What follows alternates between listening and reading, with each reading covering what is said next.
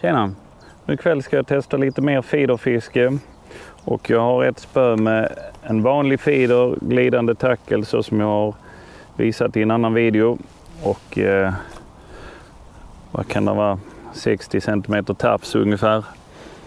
Och kommer att fiska det som vanligt. Sen har jag ett annat tackle här. Som en feeder som kallas method feeder. Där man bakar in betet i mäsket som sitter på här. Så jag ska testa den också och se om det kan vara något. Jag testade förra året. Så körde jag med larmfiske, men första kastet jag gjorde med den fick jag en sutare. Sen har jag bara testat ett par gånger till utan någon större framgång. Så jag ska testa det på riktigt här nu ikväll.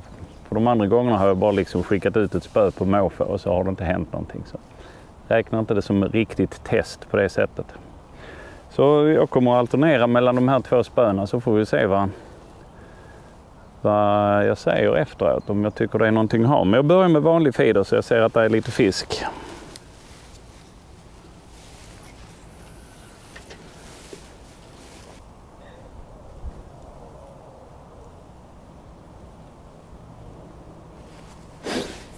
Kom första nappet. Sånt som jag tycker är vanligt mörtnapp. Snabbt, hårt ryck och sen ingenting mer. Ja, där kom det igen. Jag tycker det är som de är pickar på. Det är inte läge att kroka på det för det går för snabbt helt enkelt.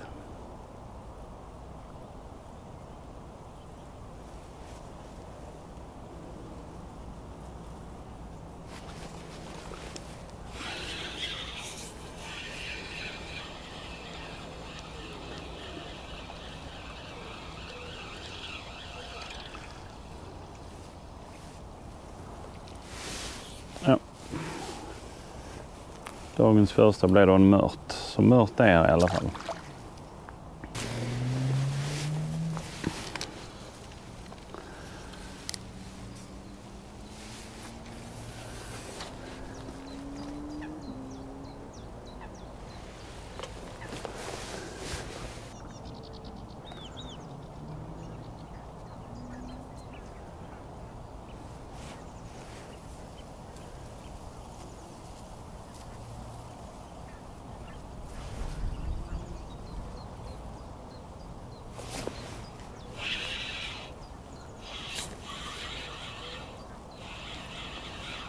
Lite bättre fisk i alla fall.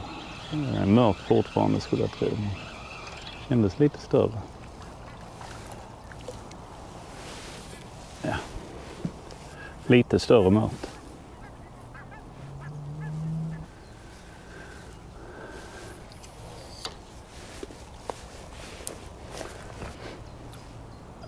Nu har jag linan. Nu har jag spötoppen ganska högt över ytan. Och det gör att vinden som kommer därifrån tar tag i linan och gör att spötoppen böjs lite grann. Så skulle jag fiskat effektivt här skulle jag vilja sänka ner spötoppen så jag har den närmare ytan. Så där är mindre lina i luften.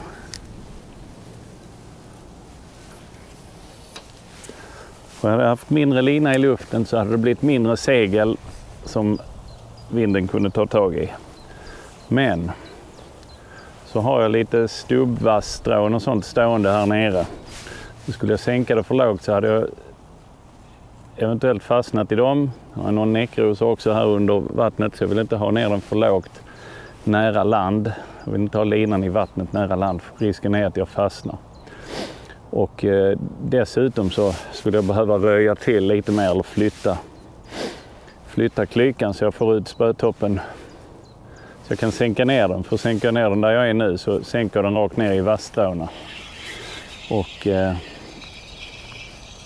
då måste jag ha ut kameran längre och det fixar jag inte för då hade jag sjunkit ner i dyngan där.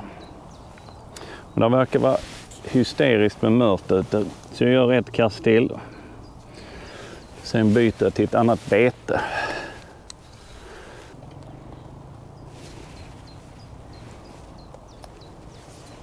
Ja, ni ser det nappar ju direkt på nedslag liksom så att det är makalösa mängder med mört ute.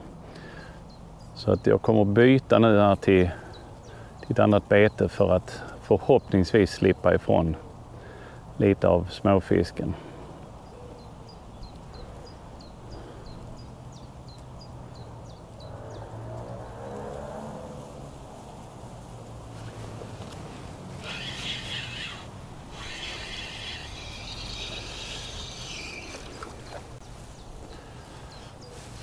Men jag bytte inte bara bete utan jag bytte även spö. Så nu tog jag det andra spöet där jag har tacklat med method feedern. Så får vi se hur det går. Se om detta funkar då.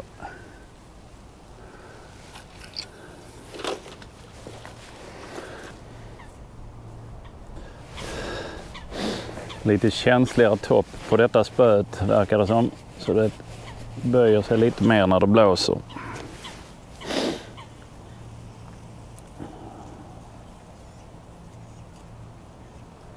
Frågan är om jag inte måste sänka ner det. Annars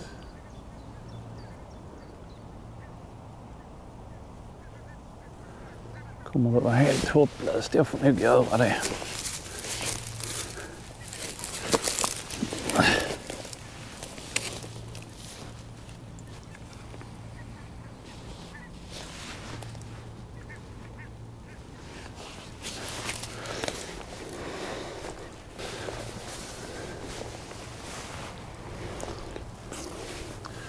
Nu har de ju i alla fall hittat det majskornet.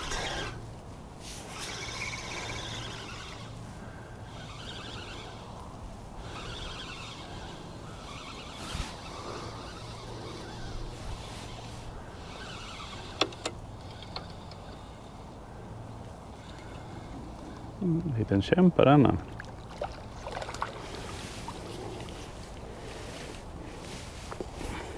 Klart bättre snitt på den ju.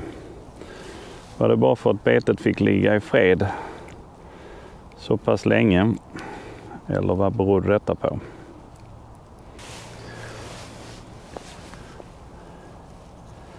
Tanken är liksom att man ska göra bollarna i den här och klämma fast betet så betet ligger liksom på topp. Man lägger i betet först här och sen feedern ovanpå och så packar man ihop mäsket och sen när feedern landar så ligger mäsket där och så ligger betet på toppen på mäsket. Så tanken är, men jag får inte mäsket att binda ihop så när jag tar ut feedern så trillar bollen sönder så att jag får inte med mig den där. Får öva lite mer på det helt enkelt. Så nu får jag baka ihop betet för hand eller mäsket för hand och köra därifrån. Men det gick ju bra första utkastet. Efter den här fisketuren kom jag fram till att det var när jag la i för mycket mäsk i formen som jag inte fick ut feedern med mäsket på. Så mindre mäsk i formen löste problemet.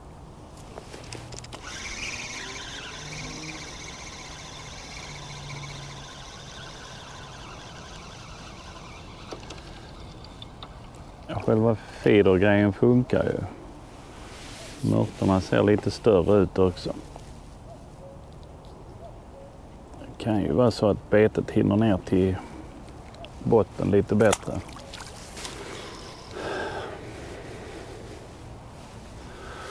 Ja, ni ser majsen sitter inbakad i själva mäsket där.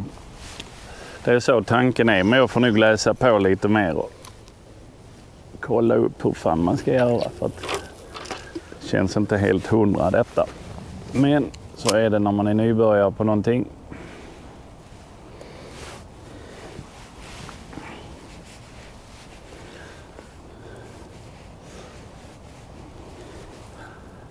Är man då dessutom envis som jag så ska man ju liksom reda ut, tycker man att man klarar allt själv utan hjälp så. Nej, det är så mycket sånt skit ute nu så nu ska jag sätta på ett större bete. En mini-boilie. Får se om den får ligga i fred lite längre. Till det kommer något roligare. För detta blir för tjatigt med mörtarna bara. Köp såna här mini-boilies.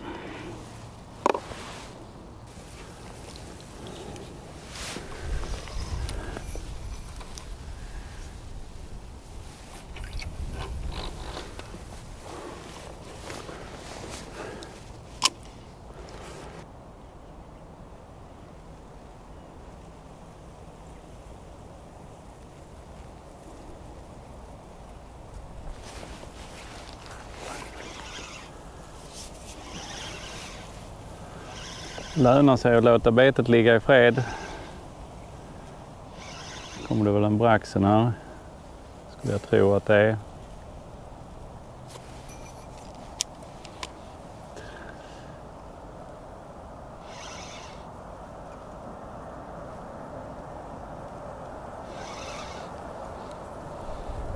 Den är rätt så fin faktiskt.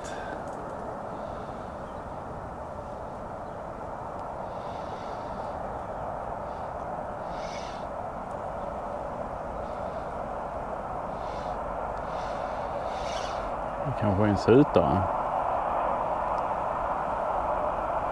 Svårt att avgöra.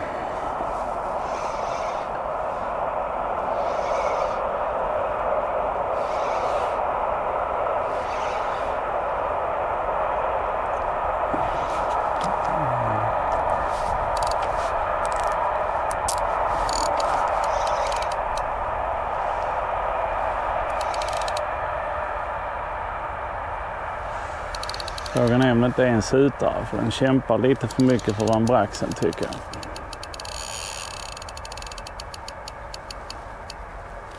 Nu går den in där det är näckrosor och skit.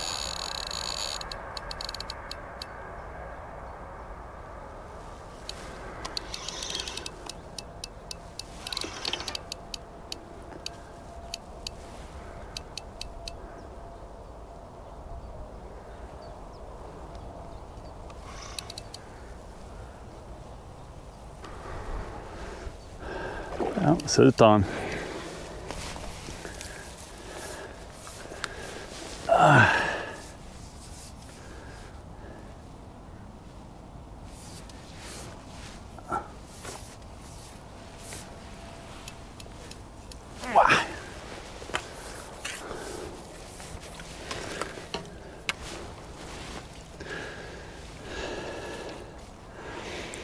Ingen gigant, men det var jättefin.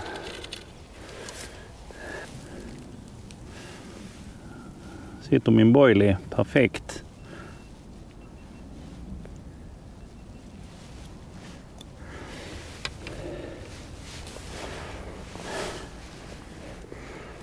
Kolla. Oj.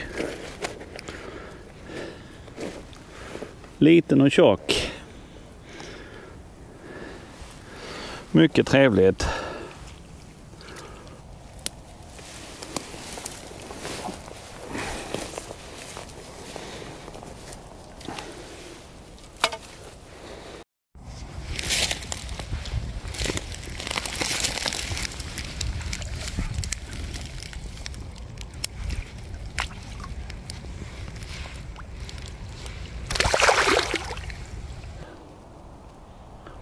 Det känns som att vill man ha sutare och större brax så gäller det att fiska med ett bete som inte mörtarna kan plocka upp här. Så det är lite samma som jag kör när jag fiskar tekpart. Samma tänk. Få betet att ligga i fred, det är A och O när du vill ha de större fiskarna.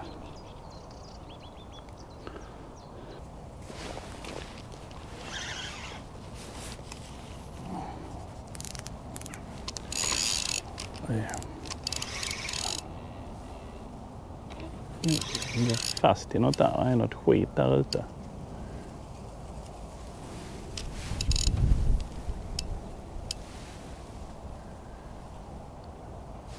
Precis som det är växter och grejer.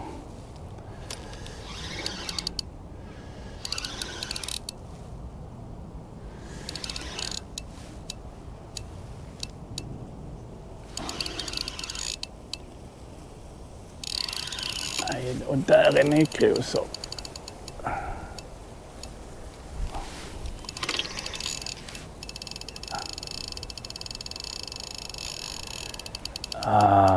Nu är den långt inne i skiten här och härjar.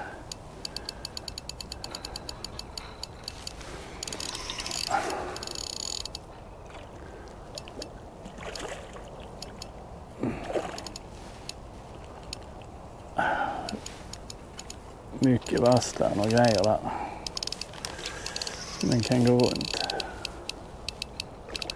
Sutar till.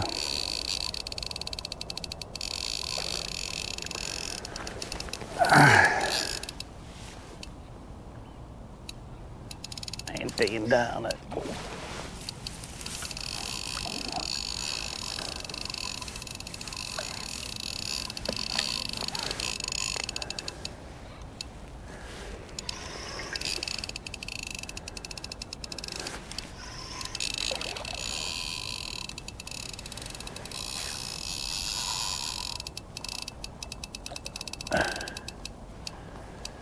Jag vill inte in här på det grunda.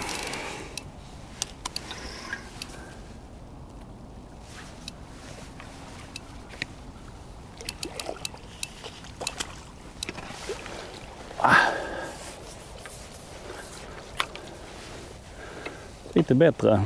Inga jättar, men ändå.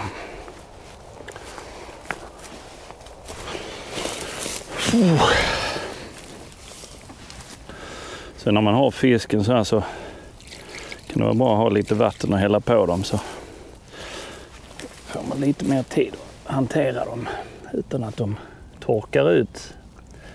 Perfekt krokad i läppen den också.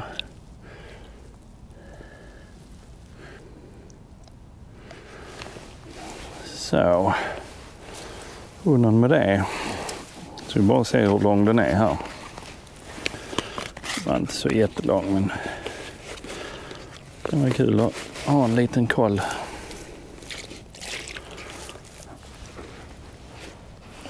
Den är 53.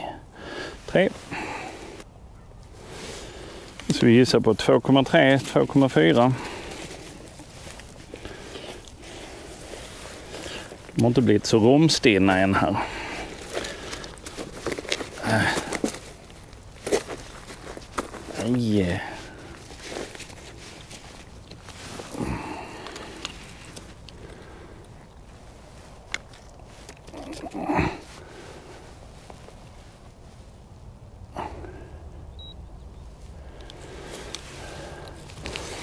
$2360. 2360. Och då är det bara invänta nästa napp. Det blev en avsevärd skillnad när jag bytte bete från majskorn till en mini-boilie. Även om boilien är nästan lika liten som ett majskorn, kanske lite större redan, så gjorde det ändå att jag slapp ifrån alla de här smånappen från mörtarna som var och drog i det. Eller inte alla, men ganska många av dem. Så betet fick ligga betydligt mer i fred. Nej, det var ju jättefint det nappet. Och det gjorde också så att det fanns större chans för större fisk att hitta betet.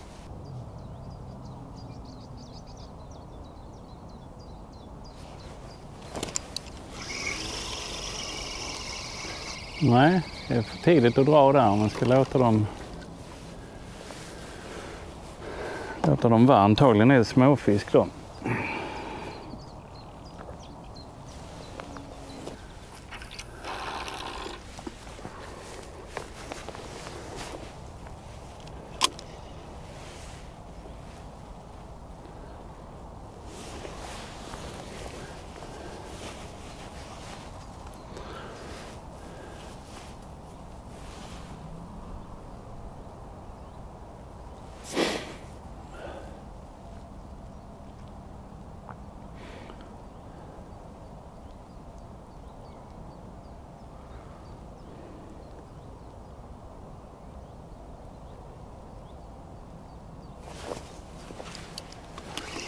Hur kan jag missa ett sånt?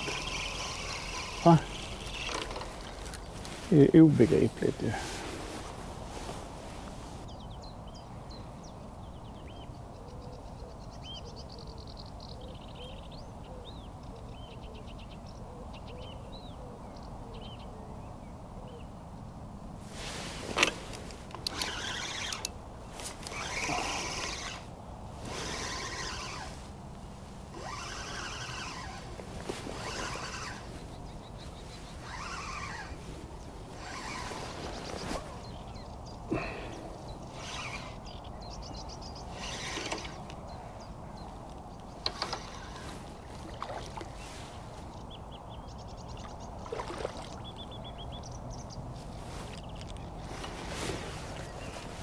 braxen.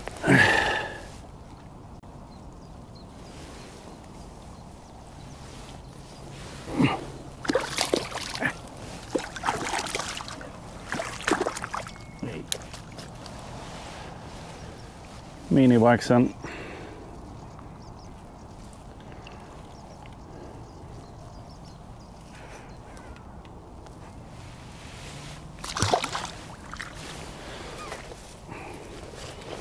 Det är väl sådana jag missat napp av innan, skulle jag gissa på. Ja, nu har vi fått sett ett av mina allra första försök att fiska med method feeder. Det var första gången jag körde på quivertipsspöet. Så det är totalt grön på detta. Verkar ju busenkelt egentligen. Det är inte så mycket som kan gå fel. Mer än att man missar några napp. Jag menar, klarar jag att få ett par sutar och en brax på det, och så första gången jag testade så borde ju en vandrande pinne klara av att behärska det här. Så jag återkommer med nya feederfilmer när jag har lärt mig lite mer, så jag har några tips att ge. För just nu har jag inga tips. En grej är ju till exempel att jag ska lära mig hur den här jäkeln funkar, för mäsket sitter ju inte kvar. Tanken med den är ju att man ska få samma storlek på mäskbollen varje gång, och att det ska gå snabbt att baka den. Men det har jag inte rätt ut riktigt hur man gör. Sen är det lite andra sådana små grejer. När ska man kroka, när ska man inte kroka? Men jag kör på en liten stund till här, men